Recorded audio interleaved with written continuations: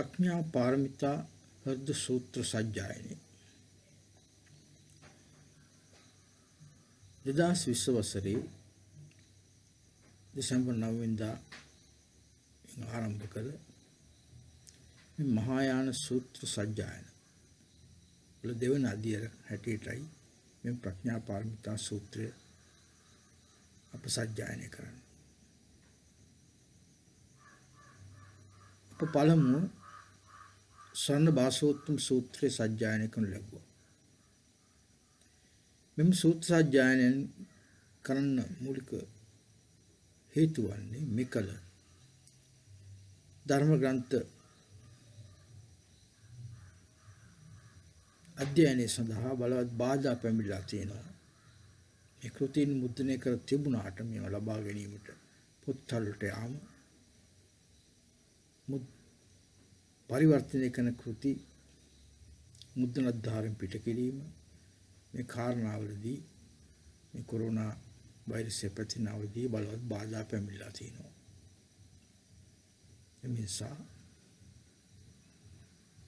කියවීමට දත් අයගේද කියවීමට නොදත් අයගේද ප්‍රයෝජනය සඳහා මෙම සූත්‍ර සජ්ජායනය කිරීමට අපි අදහස් කරනවා. මෙම සූත්‍ර සජ්ජායනයන් මේ වන විට මේ ලෝකේ අනිකුත් භාෂා ඉංග්‍රීසි භාෂාව ඇතුළු ඉංග්‍රීසි භාෂාව, තිබ්බත භාෂාව, චීන භාෂාව, ජපන් භාෂාව සහ අනිකුත් සියලු භාෂාවන්ගෙන් ප්‍රධාන භාෂාවන්ගෙන් මෙම සූත්‍ර මේ ලෝකේ සජ්ජායනය කරනු ලබනවා. සිංහල භාෂාවෙන් මේ සූත්‍ර මුද්‍රණය වී තිබුණද ප්‍රකාශයටපත් වී තිබුණද මේවා එලෙස සජ්ජායනය කිරීමේ පුරුද්දක් අපේ රට තුළ නැහැ. නිසා මෙම සජ්ජායනය අකුරු දන්නා නොදන්නා සියලු මනුෂ්‍යයන්ගේද ඇසට නොපෙනෙන නමුත් මේ විශ්වයේ ජීවත් වෙන්නා වූ දෙවි දේවතාවුන්ද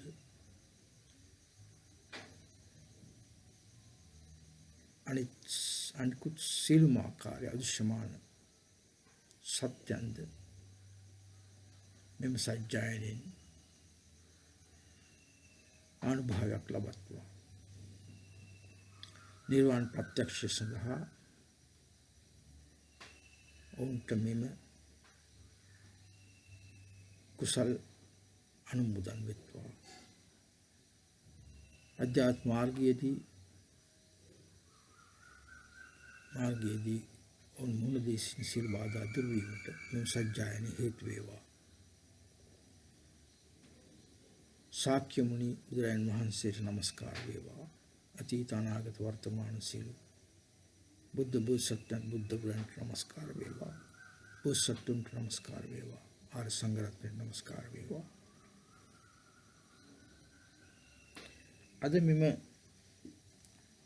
අද සජ්ජායනය කරන මෙම සූත්‍රය සිංහල භාෂාවෙන් මහාචාර්ය ගුණපාල ධර්මසිරි මහතාණන් විසින් එතුමා දැන් ජීවිතුන් අතර නැහැ. වජ්ජච්ඡේදිකා ප්‍රඥා පාරමිතා සූත්‍රය සහ ප්‍රඥා පාරමිතා හෘද සූත්‍රය නමින් සිංහල භාෂාවට පරිවර්තනය කරලා තියෙනවා. මේ කෘතිය මහාචාර්ය එඩ්වින් කොන්සේ විසින් රචිත අටුවාවක් සහිතයි.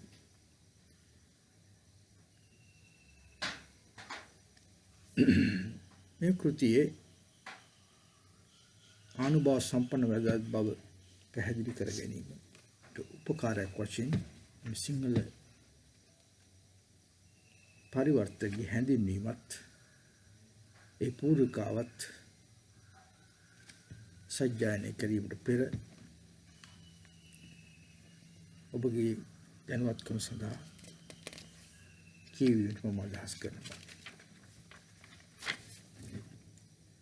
අද දිනේ 2021 වසරේ ජනවාරි 8 වෙනිදා සජ්ජායනය සිදු කරන්නේ අලියුම 5ට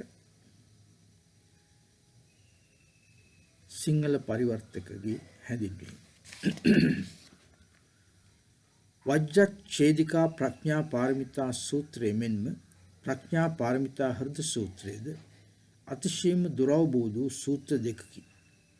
ඒවා නියමයෙන් තේරුම් ගැනීමට නම් අටුවාවක උපකාරය අත්‍යවශ්‍ය වන්නේ. එම නිසා අප විසින් මේ ඉහතදී එම සූත්‍ර සිංහලට පරිවර්තනය කර ප්‍රකාශ කර තිබුණද අටුවාවක අවශ්‍යතාවය ගැන බොහෝ දෙනා කියා සිටි නිසා එඩ්වඩ් කොන්සේ මහාචාර්යතුමාගේ අටුවාව සහිතව එම සූත්‍ර නැවත ප්‍රකාශ කරන්නට අදහස් කෙලෙමි. එහෙත් එතුමන් සකස් කර ඉදිරිපත් කළ අටුවාවේ සංස්කෘතික පෙළ ඇත්තේ නැත. එම නිසා එතුමන් විසින්ම සකස් කර ඇත සංස්කෘතික පෙළද මෙයට ඇතුළත් කෙලෙමි. මෙම සූත්‍ර ගැන මෙතෙක් ලියා ඇති සියලු සංස්කෘත අටුවාවන් මනාව පරිශීලනය කිරීමෙන් පසුව එතුමන් විසින් මෙම අටුවාව සකස් කර ඇති නිසා අවශ්‍ය වන සියලු විස්තර මෙහි ඇතුළත් ඇති බව පෙනේ. ඒත් බටහිර පාඨකයින්ට විශේෂ වශයෙන් ආදාළ වන විස්තර සහ කරුණු සමහරක් මා විසින් මෙහිදී ඉවත් කර දමා හෝ සාරාංශ කොට ඇත. ඉංග්‍රීසි පොතේ පිටු අංක අර්ධ චතුරස්‍රාර වරහන් තුල දක්වා ඇත. මෙම සූත්‍රය සම්බන්ධයෙන් විශේෂයෙන් කිය යුතු වන කරුණක් නම් මුද්‍රිත ග්‍රන්ථ ඉතිහාසයේ ලෝකයේ ප්‍රථම වරට දිනවකවානු සඳහන් මුද්‍රණය කර ඇති ග්‍රන්ථය මේ වෙන බවය. එම මුද්‍රිත පිටපත සොයාගෙන ඇත්තේ චීනයේ ඩොන් හුවාන් ප්‍රදේශයේ ඇති පැරණි ගුහාවකින් වන අතර ඒ මුද්‍රිත දිනේ හැටියට සඳහන් කර ඇත්තේ චීන දින දර්ශනයට අනුව ගැන බැලූ විට ක්‍රිස්තු වර්ෂ 868 මැයි මාස 11 වෙනි දිනය. ගෞරවයෙන් යුක්තව ලෝපුරා බෙදා හැරීම සඳහා තම දෙමෝපියන් වෙනුවෙන් වෑන් ජී නම් තැනැත්තා විසින් සකස් කරන ලදී යනුවෙන් එහි සඳහන් වේ. ඒ සකස් කරන ලද්දේ ඒ තැනැත්තාම විසින් නොව ඔහු ඒ වෙන අයෙකු විසින් සකස් කරන්නට සලස්වා ඇත. ඒ මහත් වූ පුණ්‍ය කර්මයක් ලෙසින් සලකන ලදී. මහායාන සාහිත්‍යයේ එන කේන්ද්‍රීය වූ ද අතිශයින් වැදගත් වූ ද සූත්‍ර දෙක අටුවාව සහිතව මෙසේ පළ කරන්නට හැකිවීම අප පාඨකයන්ට මහත්සේ ප්‍රයෝජනවත් වනු ඇතැයි සිතමි. මහාචාර්ය ගුණපාල ධර්මසිරි දර්ශනාංශයේ විශ්වවිද්‍යාලයේ පේරාදෙණිය 2006 වසරේ මැයි මාස 11 වෙනි දින එම ග්‍රන්ථය ප්‍රකාශ මේ පේරාදෙණිය ලියා තිනවා. පූර්විකාව ප්‍රඥාව යන්න ලොව සියල්ලටම වඩා වැදගත් ලෙස සැලකූ යුගයක් විය. ඩෙල්ෆියේ අනාගත වක්තෘ විසින් සියලු ග්‍රීකයන් අතරින් ඊටාම් ප්‍රඥාවන්තයා ලෙස සොක්‍රටිස් නම් කිරීම අහඹ සිදුවීමක් ලෙස සැලකිය නොහැක. බර්ට්‍රම් රසල් විසින් කියා ඇති පරිදි අපේ යුගයේ ඥානය අතින් අනිත් යුගයන්ට වඩා බොහෝ ඉදිරියට ගොස් ඇතද එයට සාපේක්ෂව ප්‍රඥාව අතින් වර්ධනය වීමක් සිදුව ඇත්තේ නැත යන කියමන සමග බොහෝ දෙනා එකඟ වනු ඇත. සමහර විට පෙනී යන දෙයක් නම් විද්‍යාත්මක ඥානයේ පිළිබඳ ශීඝ්‍ර වර්ධනය අප අත්පත් කරන ඇත්තේ අපේ මුතුන් මිත්තන් සතුව තිබුණු ප්‍රඥාව වෙනුවෙන් කැපකිරීම තුළින් වන බවයි. අප සතුව ඇති අතීත වාර්තාවලට අනුව බලන්නේ නම් ඉන්දියාවේ හා ග්‍රීසයේ තිබුණු පුරාණ ප්‍රඥාවට සමාන කළ හැකි වූ කිසිවක් දැන් අපට පෙන්වන්නට නොමැත්තේ. ඇත්ත වශයෙන්ම කිවහොත් ප්‍රඥාව ගැන ඉගෙන ගන්නට අවශ්‍ය වන අයට අවශ්‍යයෙන්ම ඈත අතීතයට ඈත සම්ප්‍රදායන් කරා යා යුතු ඇත්තේ. සතවර්ෂ ගණනාවක් තිස්සේ සෑම දෙනාම මේ ගැන නිශ්ශබ්දව පසුවීමෙන් සිට ඇත. ප්‍රඥාව පිළිබඳ ආදරයක් ගැන බලාපොරොත්තු තැබිය හැක්කා වූ දාර්ශනිකින් ඥානයේ පිළිබඳ විචාරාත්මක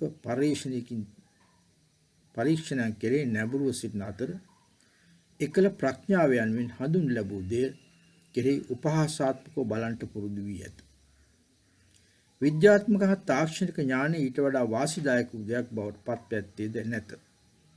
පෙනෙන්ට ඇති දෙයින් ඔබට ගොස් ඒවායේ සත්‍ය වූ සත්තාව පිළිබඳ ගවේෂණය කිරීමේ අභිලාෂයෙන් යුක්තව ජීවිතයේ අර්ථය, නිෂ්ඨාවන්, පරමාර්ථයන් සහ ඇගීම් ගවේෂණය කිරීම මගින් ප්‍රඥාව සොයා යාමට වඩා අවිද්‍යාත්මක දෙයක් තිබිය හැකියේද? ඉන්ද්‍රිය දත්තයන් මේ අත හැසිරීමේ නියුක්තව සිටින ලෝකයක් තුළ අතීන්ද්‍රියමය වූ සාරයන් ගැන මෙනෙහි කිරීම අතිශයින්ම බහුබූත වූ දෙයක් ලෙස පෙනී යන්නේ. සමකාලීන ආගමික සංවිධානයන්ගෙන් මේ ගැන ලැබෙන උපකාරයක්ද ඇත්තේ නැත. ආගමික ඉගැන්වීම අතිශයින් සරල කිරීමේ කාර්යයෙන් නියුක්තව සිටින ඔහු ආගමේ ඇති බුද්ධිමය අන්තර්ගතය ඉවත් කර දැමීම ගැන ආඩම්බර වෙති. බටහිර පහළ වූ බිලි ග්‍රැහම් වැනි අයගේ චින්තනයන් දෙස හෝ පෙරදිග පහළ වූ ක්‍රිෂ්ණමූර්තිගේ සහ ජපානයේ මින්ෂූ වැනි චින්තනයන් දෙස බලන විට අපට පෙනෙන්නේ බුද්ධිය හා අවබෝධය මගින් ඉෂ්ට කරගත යුත්තා වූ කාර්යභාරයන් ඉතා අවම තත්වයකට පත් කර ඇති බවයි. මේට වෙනස් අයුරින් අදහස් අවුරුදු 2000කට පෙරදී ඉන්දියාවේ මෙන්ම මධ්‍යධරණී ප්‍රදේශයේ අතිශයින් නිර්මාණශීලී යුගයක් බිහි වී එකල හීබ්‍රුවරුන් සහ නෝස්ටික්ස් වරුන් අතිශයින් ගැඹුරු ග්‍රන්ථ සම්පාදනය කර අතර බෞද්ධයෝ ප්‍රඥා පාරමිතා ග්‍රන්ථ සම්පාදනය කළහ. සමාජික හා සංස්කෘතික වශයෙන් බොහෝ වෙනස්කම් පසුබිමේ තිබුණද එකල තිබූ ප්‍රඥා සම්පදාය තරමක් දුරට විශ්වීයත්වයක් අත්පත් කර ගැනීමට සමත් විය. එහි ඉන්දියානු ස්වරූපය විශේෂයෙන් කැපී පෙනුනේ ඒටම සුවිශේෂව තිබුණු මතවලට වඩා එහි පෙනුණු උත්කෘෂ්ඨතාවය හා භාවය හා ලෝකෝත්තර භාවය නිසාය. ප්‍රක්ලෝස් සහ ඩයිනීසියස් අරියෝප ගීතා යන අයගේ කෘතීන්ගෙන් සහ සිසරෝගේ ඇකඩමියා නම් කෘතියෙන් පවා පෙනී යන්නේ සමහර ප්‍රඥා පාරමිතා ඉගැන්වීම් පිළිබඳ පළපුරුද්දක් ග්‍රීක සාහිත්‍යයට එක්තරා අවධියකදී තිබුණු බවයි. ක්‍රිස්තු වර්ෂ 100 සහ ක්‍රිස්තු වර්ෂ 600 අතර කාලය තුළ ඉන්දියාවේදී සකස් කරන ලද විවිධ ග්‍රන්ථ 38ක් ප්‍රඥා පාරමිතා සාහිත්‍යයට ඈත් වේ. චීනයේ, ජපානයේ, තිබ්බතයේ හා මොංගෝලියාවේ යන රටවල වාසය කළ පරම්පරාවල් 30ක් විසින් කරන ලද විනිශ්චය මගින් එම ග්‍රන්ථ අතුරින් ඉතාම උත්කෘෂ්ට හා අතිශයින්ම පූජනීය ඒවා හැටියට ග්‍රන්ථ දෙකක් තෝරාගෙන ඇත්තේ. ඒ නම් වජ්ජච්ඡේදිකා ප්‍රඥා පාරමිතා සූත්‍රය හා ප්‍රඥා පාරමිතා හෘද සූත්‍රය යන දෙකයි. සමහරට මේවා ක්‍රිස්තු වර්ෂ 4 වෙනි සියවසට පමණ අයත් වන්නේ යයි සිටිය හැකියි. පළමුවෙනි තේරුම් වන්නේ අකුණු සැරයක් මෙන් කපා දමන්නා වූ ප්‍රඥා පාරමිතාව යන්නයි. දෙවැන්නෙන් ප්‍රඥා පාරමිතාවේ සාරය හකුළුවා ඉදිරිපත් කරන අතර ඒ ජපානයේ සෙන් පන්සල් වල මෙන්ම තිබ්බතෙහි ආරාමයන්හිදීද අතිශය උද්‍යෝගින් සදාකාලීන පරිශීලනය කරනු ලැබේ. අහම්භාවයේ හෙවත් තමම සම්පූර්ණයෙන්ම විනාශ කර දමන්නට අරමුණු කරන්නා වූ ප්‍රඥාවක විවිධ දැකීම් ප්‍රකාශ කරන්නට භාෂාව අපොහසත් වන බව මෙම ග්‍රන්ථ සම්පාදනය කළ අය මැනවින් දැන සිටියහ. එසේ වතුදු පුරාණයේ සිට ඍෂිවරු නොකළ හැකි දේ කෙසේ හෝ කරන්නට උත්සාහ කිරීමේ වටිනාකමක් ඇතැයි කල්පනා කළහ. විසුරුණු මනස්වන යුත් වත්මන් ලෝකයට මේවා ඉදිරිපත් කිරීමෙන් යම්කිසි යහපතක් සිදුවන්නට ඉඩ ඇත්තේ. මේ ග්‍රන්ථවල එන අදහස් ගැන බොහෝ පැහැදිලි කිරීම කළ යුතු වන අතර සාම්ප්‍රදායික ඉන්දියානු අටුවාවල් ඇසුරු කරගෙන ඒවා හැකිතරම් පැහැදිලි කරන්නට මම උත්සාහ ගතිමි. සමහර දැන් බොහෝ දුරවබෝධයි. එම් ග්‍රන්ථ සහ අටුවාවන් සම්බන්ධව කටයුතු කිරීම සඳහා මට අවුරුදු 20කටත් වඩා වැඩි කාලයක් ගත වී. එඩ්වර්ඩ් කොන්සේ, ලන්ඩන්, සැප්තැම්බර් 1957. මෙතන සිට සජ්ජායනය කරන්නේ සිංහල භාෂාවට පරිවර්තනය කර ඇති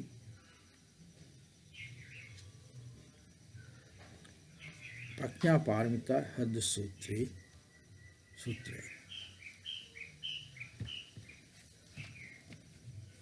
මෙහි සංස්කෘතික පෙළ පරිවර්තනය සහ අටුවාව වශයෙන් අංග සම්පූර්ණ මෙම සිංහල පරිවර්තනය සිදු කර තිබෙනවා. එක ආරාධනාව. ඕම් නමෝ භගවති ආර්ය ප්‍රඥා පාරමිතේ භාග්‍යවත් වූ ආර්ය ප්‍රඥා පාරමිතා දේවියට নমස්කාර වේවා. භගවති යන්න කාන්තාව වශයෙන්ද පරිවර්තනය කළ හැක. ආර්ය anu සුද්ධ වූ හා උතුම් වූ යන අර්ථයයි. ඒ බුදුවරුන්ට සහ ලෝකෝත්තර වූ තත්වයට පැමිණිය සඳහා අභිදානයක් වන්නේ. මේ නැවත නැවත කියවීම බුදුවරුන්ගේ මව්ද අපට ලෝකයේ තුලින් යන්ට මඟ පෙන්වන්නා වූද ප්‍රඥා පාරමිතා දේවියට ගෞරව කිරීම වශයෙන් අපේ මනස උසස් තලයකට එසවීමට උපකාර වන්නේ. පූර්විකාව ආර්ය අවලෝකිතේ සුරු බෝසත්තු ගාම්භීරං ප්‍රඥා පාරමිතයි චාර්යං චරමානෝ වේවලූකස්ව ලෝකයස්තිම පංචස්කන්ධාස් තාශ්ච ස්වභාව ශුන්‍යතා ශුන්‍යාන් පශ්චාත්ස්මි. ආර්ය අවලෝකිතේ බෝසත්තු ගැඹුරු ප්‍රඥා පාරමිතාව තුළ සැරිසරමි. මෙසේ උඩ සිට පහත බලන්නා. එවිට පංචස්කන්ධයන්ද ඒවා ස්වභාවයෙන්ම ශුන්‍ය ලෙසද එතුමෝ දකින්නා.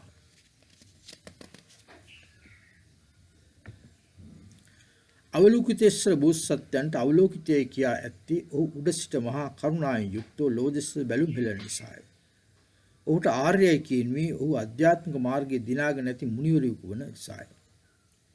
ඔහුට ඊශ්වරයයි කියනුවේ උදාහරණයක් වශයෙන් සද්ධර්ම පුණ්ඩලික සූත්‍රයේ 24 වෙනි පරිච්ඡේදයේ පැහැදිලි කර ඇති ආකාරයෙන් ලෝකයේ පිළිබඳ අධිරාජත්වය හා දුක් විඳින සත්‍යයන්ට උපකාර කිරීමේ ශක්තිය ඔහුට තිබෙන නිසාය. ඔහුට බෝසත්යයි කියනුවේ ඔහු බුදුවරයෙකු වීම කරා යමින් සිටින අයෙකු වන නිසා ඒ දුක් විඳින සත්‍යයන්ට උපකාර කිරීමේ පරමාර්ථයෙන් උපතහා මරණය පිළිබඳ ලෝකයෙන් ඉවත්ව ගොස් අවසම් පරිනිර්වාණය අත්පත් කර ගැනීම පසුවට කල් තබා සිටින නිසාත්. වෙනත් වචන වලින් කියවහොත් බෝසත්වයෙකු යයි කියනුවේ බුද්ධත්වයේ සදා උත්සාහ කරන්නා වූද බුද්ධත්වයේ හැර වෙන කිසිවක් ගැන තැකීමක් නොකරන්නා වූ සත්වයෙකි. තවත් ආකාරයකින් කියවහොත් ඔහුගේ සාරය වන්නේ බුද්ධත්වයයි. එනම් අප බොහෝ දෙනා ජීවත් වන්නේ ජීවත් වීම සඳහා අදිෂ්ඨානයේ නිසා වන අතර ඒ වෙනුවට බෝසත්ත්වයා තුළ ඇත්තේ බුද්ධත්වයේ සඳහා වූ උනන්දුවයි. ප්‍රඥා පාරමිතාව තුළ සැරිසරමින් යනු ප්‍රඥා පාරමිතාව ප්‍රගුණ කරමින් යන අර්ථයයි. ප්‍රඥා පාරමිතා යනු ප්‍රඥාව පාරං ඔබට ඉතා ගියා වූ ඇය. මේ ලෝකෝත්තර ප්‍රඥාව යනුවෙන් හැඳින්විය හැකිය. මේ ප්‍රඥාව ලෞකික වූ හෝ ඉන්ද්‍රියමය වූ හෝ සෑම දෙයකින්ම ඔබට ගොස් ඇත්තේ. එතකොදුවත් අපට පසුව දැකිය හැකි වන පරිදි මේ කිසිවක් අතහැර දමාද නැත්තේ. මෙම පළමුවෙනි වාක්‍ය වක්‍ර වූ හා තරමක් පුරාණෝක්තිමය වූ ස්වරූපයකින් පෙන්눔 කර සිටින්නේ මෙම සූත්‍රයේ ඉගැන්වීම ව්‍යුත්පන්න වූ අධිකාරමය වූ අනුභූතිය මෙන්ම කුමන තලයකටපත් වූ විට ඒ අත්පත් කරගත හැකි වන්නේ ද යන කරුණයි. අවලෝකිතේශ්වර බෝසත්වෝ එතුමන්ගේ පෞරුෂත්වයේ අනුතුලම සංස්කෘත භවයේ හා අසංස්කෘත භවයේ ලෝකේ හා ශුන්‍යතාවේ එකට එක්වී මූර්තිමත් කරන්නා. මහායානේන ආගමික මනක් කල්පනයේ අවලෝකිතේශ්වර බෝසත්යන් තුල බුද්ධත්වයේ දිනා ගැනීමට උත්සාහ කරන්නා වූද ඒත් තමන් සමග මුළු සංහතිය විමුක්තිය තුළට ඇතුළු කරගන්නට හැකි වුණතුරු විමුක්තිය ආනන්දය තුළට ඇතුළු නොවන්නා වූද පරමාදර්ශමීය තත්ත්වය නිර්මාණය කර පෙන්වන්නේ. ලෝකෝත්තර ප්‍රඥාව තුළ නියුක්ත සිටීම අවලෝකිතේශ්වර බෝසත්වෝ සිටින අවලෝකිතේශ්වර බෝසත්වෝ නිර්වචනෙන්ම ශුන්‍යතාවය මෙනෙහි කරන්නා. ශුන්‍යතාවය නිර්වාණය හා එක සමාන වන නිසා නිර්වාණය බුදුන් වහන්සේ සමග එක සමාන වන නිසා ඔහු මෙසේ ප්‍රගුණ කරන විට බුදුරුන්ගේ ශුන්‍යතාවයේ ස්වයං ප්‍රභාස්වූ දීප්තිය දෙස ඔහු බලන්නේ යයි කියයි. කෙසේ වෙතත් අවලෝකිත තුල ප්‍රඥාව කරුණාව සමග එකට අත්වැල් බැඳගෙන තිබෙන නිසා ඔහු බුදුරුන් දැක්ම තුල වශීකృతව ගොස් ඒ තුල ගිලී යමින් අනික් සියල්ල අමතක කර දමන්නේ නැත. ඔහු බෝසත්වයෙකුගේ මහා ප්‍රතිඥාව කර ඇති අයෙකු ලෙස සලකුණු ලැබේ. එනම් සියලු සත්‍යයන් විමුක්තියට පත් වුණු මම අවසන් නිර්වාණයට ඇතුළු නොවන්නේ යනු එම ප්‍රතිඥාවයි. අවසන් නිර්වාණයට ඇතුළු වීම මගින් බෝසත්යා මේ ලෝකයෙන් තමම සම්පූර්ණයෙන්ම කපා දමනු ලබන්නේ. එමගින් එහි වසන සත්‍යෝ ඔවුන්ගේ ඉරණමට අතහැර දමනු ලබන්නා. ඒත් ජීවත් වන සෑම දිනම දුක් විඳින විට ආනන්දයක් නම් කෙසේනම් තිබිය හැකියි. විමුක්තියට පත්වම ලෝකෙම හඬා වැළපෙන ආකාරය ඔබට අසා සිටිය හැකියිද? අවලෝකිත ශුන්‍යතාව පිළිබඳ තමන්ගේ ග්‍රහණය නැති කරගන්නේ නැතිව මහා කරුණාවෙන් දුක් විඳින සත්වින්ගේ එම ලෝකයේ දෙස උඩසිට බැලුම් හෙළුවහ. ඉන් අපට දෙවනි වාක්‍ය කරා යන්නට දැන් අපට දෙවනි වාක්‍ය කරා යන්නට හැකියි.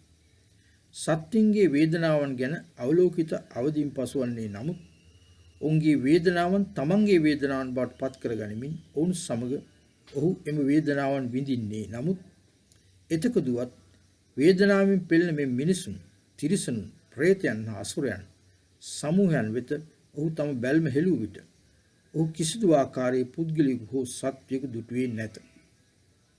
අවිද්‍යාව මගින් පුද්ගලයෙකු හෝ සත්වයෙකු දකින්න තැන ප්‍රඥාව දකින්නේ ගොඩවල් ස්කන්ධයන් පහක් පමණි. ස්කන්ධය යනු අපේ පෞරුෂත්වයේ සකස් කර ඇති කොටස් පහය. හොඳින් විශ්ලේෂණය කර බැලුව විට අපගේ අනුභූතියට ලක්වන සියලු දත්තයන් අප පිළිබඳ දත්තයන් මෙන්ම අපට සාපේක්ෂව පවතින සියලු වස්තුන් පිළිබඳ දත්තයන් මම නම් වූ නොපැහැදිලි වචනය යොදාගන්නේ නැතුව මෙම ස්කන්ධයන් ඇසුරින් සඳහන් කළ හැක්කේ. බුද්ධඝෝෂ හිමියෝ මෙසේ පවසති.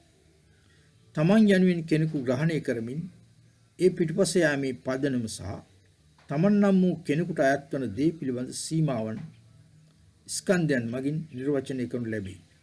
මේවා ගැන නැවත ඉදිරියේදී වඩා විස්තර වශයෙන් ඒවා පැහැදිලි කරනු ඇත. ප්‍රඥාව කරා යන ගමනේ පළමු පියවරන්නේ ස්කන්ධයන් තමාගේ දැක්මට හසු කර ගැනීම වන බව සිත් තබා ගැනීම දැනට සෑහෙන්නේ. මේට බරපතල ඥානයක්, ප්‍රාගුණ්‍යයක් සහ දක්ෂතාවයක් අවශ්‍ය වන්නේ. ඒත් එය ඊට පසුව එන සෑමදීම සඳහා අනිවාර්ය වශයෙන්ම අවශ්‍ය වන්නා වූ පදනම වන්නේ. ස්කන්ධයන් පිළිබඳ එම දැක්ම අත්පත් කරගත් පසුව ඒවායේ ස්වභාවය ශුන්‍ය වෙන බව ඔහු දුටුවේ. ප්‍රඥාවේ සුවිශේෂී ක්‍රියාකාරීත්වය වන්නේ දේවල් වල ස්වභාවය තුට විනිවිද දැකීමයි. අවලෝකිත තම් ප්‍රඥා චක්කුසය ඇසුරින් ඒ තුට ඍජුවම විනිවිද යනසේ බැලුවේ. බුද්ධඝෝෂ හිමියන් කියන පරිදි මේ ප්‍රඥා චක්කුසේ අරමුණ වන්නේ නිර්වාණය. අවිද්‍යාව කරා තුරුදින නිලීනව පවතින ප්‍රවණතාවයන් ඒ ඉවත් කර දමා ඇත්තේ. ස්වභාවය හා ශුන්‍ය යන වචන ගැන කිව්වොත් එම් වචන දෙක තුල වාක්‍ය කිහිපයකින් සතුටුදායක අන්දමින් ඉදිරිපත් කරන්නට නොහැකි වූ සතවර්ෂ ගණනාවක් පුරා කරලද භාවනාවේ ප්‍රතිඵල සාරාංශගතව ඇත්තේ. කෙසේ වෙතත් එම් වචන පිළිබඳව මෙපමණක් නම් කියන්නට හැකියි. දේවල් ඒවායේ ස්වභාවය වශයෙන් දැකීම යනු ඒවා ඇති සැටියෙන්ම නියම ලෙසින්ම පවතින ආකාරය දැකීම. ලෝභයේ, ද්වේෂයේ හා මෝහයේ බලපෑමට යටත්ව ඒවා මගින් අපට ඉදිරිපත් කරන පෙනීම, දර්ශනය මගින් ඒවායේ නියම ස්වභාවය වැසී පවතින්නේ. ලෝභය යන ආදිය තමන් යනුවෙන් යමෙකු ඇතයි යන මායාව සමග ඇඳී පවතින නිසා. ඇති සැටියෙන් පවතින ධර්මයන් පිළිබඳ සංකල්පය ආරම්භයේ සිටම යම්කිසි අයෙකුට ආත්මයකට සාපේක්ෂව දකින ලද පුද්ගලයන් වූ දේවල් පිළිබඳ සංකල්පෙන් වෙනස් වන්නේ. වෙනත් වචන වලින් කිවහොත් අවලෝකිත විසින් ස්කන්ධයන් ඒවායේ ස්වභාවය වශයෙන් දුටු විට ඔහු දුටුවේ හුදු ධර්මයන්ගේ හා අපෞද්ගලික වූ සිද්ධීන්ගේ නිරන්තර පහළවීම හා අතුරුදහන් වීම පමණයි. එම නිසා ප්‍රඥාව කරා යන මාර්ගයේ දෙවැනි පියවර වන්නේ ධර්මයන් දැක්මට හසු කර ගැනීමයි. එවිට අවලෝකිත එම ධර්මයන් දුටුවේ ශුන්‍ය වූ ඒවා ලෙසට. ශුන්‍ය යන වචනේ ව්‍යුත්පන්න වෙත්තේ පිප්පෙනවා, ඉදිමෙනවා, විශාල වෙනවා යන අර්ථ ඇති මූලයෙන්. දෘෂ්ටි කෝණයන් තුනක් ඇසුරින් ශුන්‍ය යන වචනේ කෙටින් නිර්වචනය කිරීම මෙහිදී සෑහෙන්නේ. 1. නිරුක්තමය වශයෙන් ගත් විට විශාල වූ දෙයක් වශයෙන් පෙනෙන දෙයක් ඇත්ත වශයෙන්ම නොකිසිවක් වන බව පිළිබඳ අදහසෙන් ඉදිරිපත් කරයි. බාහිරින් පෙනෙන්නේ බොහෝ වූ දෙයක් තිබෙන බවයි. එහෙත් ඒ පිටුපස ඇත්ත වශයෙන්ම කිසිවක් ඇත්තේ නැත. අප දන්නා පරිදි ඉදිමුණු මොලයක් යනු හිස් වූ මොලයකි. 2. ආධ්‍යාත්මික වූ වචනයක් වශයෙන් ගත් විට අපාවට ඇති ලෝකයේ සියලු අංශයන්ම නිෂේධනය කිරීමයි. ඒ සියලු අංශයන්ගෙන් හාත්පසින්ම නිදහස් වීමයි. 3. තාක්ෂණික වශයෙන් ගත් බුදු සමය තුළ ඒ අදහස් වන්නේ මොනම ආකාරයක ආත්මයක හෝ තමන් යනුවෙන් කෙනෙකුගේ අභාවය. ප්‍රථමයෙන්ම සියලු ධර්මයන් ශුන්‍ය වනුයේ නියම වශයෙන් මේවා තුළ කිසිදු ආත්මයක් වෙනව පවතින කෙනෙකු හෝ දෙයක් ඒ අයත්වන්නා වූ කෙනෙකු හෝ ඒට අයත්වන්නා වූ දෙයක් හෝ කෙනෙකු සොයාගත නොහැකි බව බවයි. දෙවනුව සියලු ධර්මයන් ශුන්‍ය වනුයේ සෑම ධර්මයක්ම කෙතරම් දුරට අනිත්‍ය ඒවා මත රඳා පවතින්නේ දෙයක් එයින්ම ඒ කිසිවක් නොවන්නේ යන අරුතින් පරමාර්ථමය අර්ථයෙන් ගත් පිට ධර්මයන් එකිනෙකින් වෙන් වූ දෙයක් හැටියට පවතින්නේ නැත. ඒ ස්වාධීන වූවක් ලෙස අසංස්කෘත වූවක් ලෙස එයින්ම වශයෙන් ගතහොත් ඒ ශුන්‍යත්වයක් පන්නේ ඒ ස්වභාවය වුණි ශුන්‍යතාවයයි.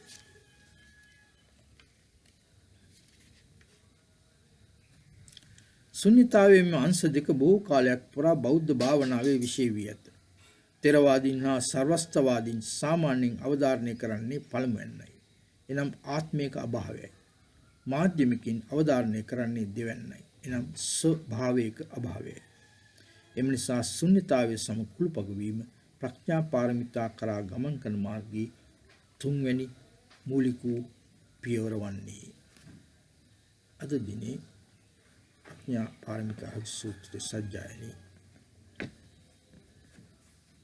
මෙම කොටස අවසන් කරමු. යලිත් ඉදිරි කොටස් කීපයකින් ප්‍රඥා පාරමිතා සූත්‍ර සජ්ජායනයේ සවන් දීමට ඔබ සැමට අවස්ථාව සල්සා දීම පොරොන්දු වෙන නවතිමු.